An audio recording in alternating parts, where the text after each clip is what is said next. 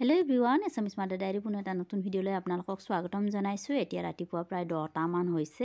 মই গা পা ধুই ব্ৰেকফাষ্ট কৰি ৰাতিপুৱাৰ কাম চাম কৰি আজৰি হৈছোঁ। মাইনা স্কুল গৈছে, দুটাকো অফিচ গৈছে। এতিয়া বাবু আৰু মইহে ঘৰত আছোঁ। আজি অকণমান ৰ'দটো দিছে, সেইকাৰণে বাবুক এনেকৈ ঝোলাটো বাহিৰত উলিয়াই দিছোঁ আৰু মই এয়া ফুলত পানী দিবলৈ ধৰিছোঁ। এই ব্লগটো আচলতে 10 জানুৱাৰীৰে, কিন্তু এডিট কৰিবলৈ সময় পোৱা নাছিলোঁ। লগতে মাজত মই বিহুৰ ব্লগ দুটামান দি দিলোঁ, সেইকাৰণে এইটো ব্লগ ৰৈ গৈছে।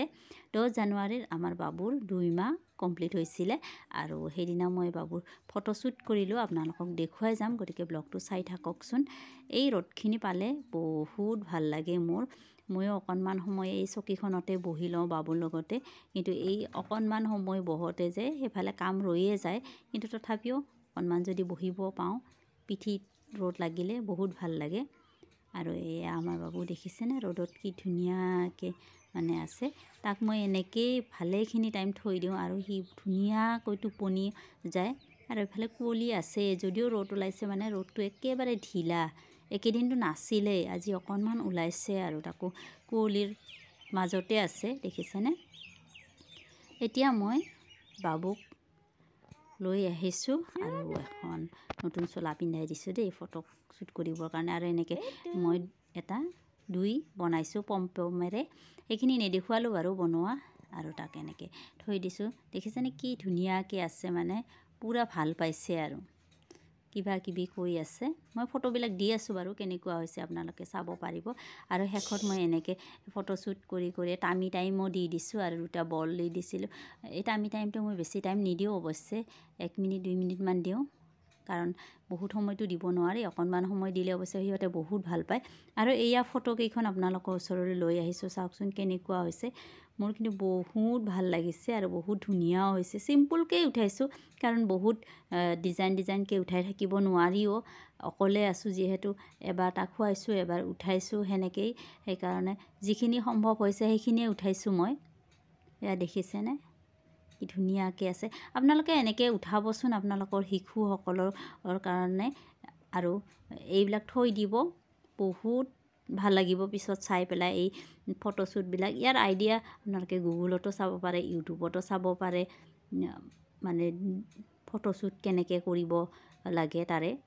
এইকেইখনে মই এনেকৈ ফটো উঠাইছিলোঁ। কেনেকুৱা লাগিছে আপোনালোকে জনাব দেই ভিডিঅ'টিৰ শেষত।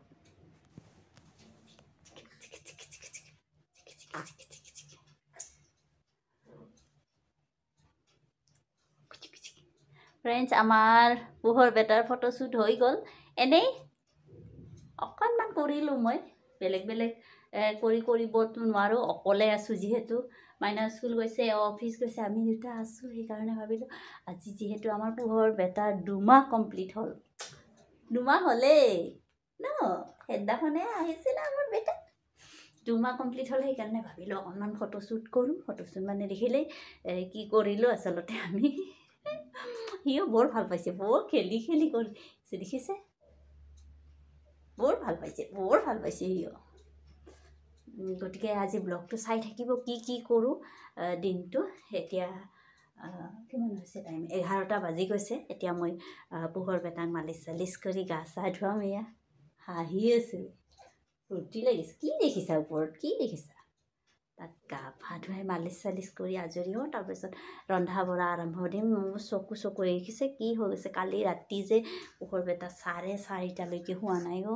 মই একে বহি মোৰ চকু অৱস্থা বেয়া হৈ গৈছে। বাবু এতিয়া শুলে অৱশ্যে, 10টাত উঠিছেহে। মইতো আৰু ক'ত 10টাত উঠিব পাৰিম, মাইনা স্কুল আছে। তাক ৰেডি চেডি কৰি পঠিয়ালোঁ। পঠিয়াই মেলি ঘৰৰ কাম চাম আজৰি কৰি এতিয়া এই পোহৰ বেটাৰ লগত মই এয়া ফটোশ্বুট কৰিলোঁ। এতিয়া আৰু ডিউটি আৰম্ভ হৈ যাব। বাবুক গা পা ধুৱাই লওঁ।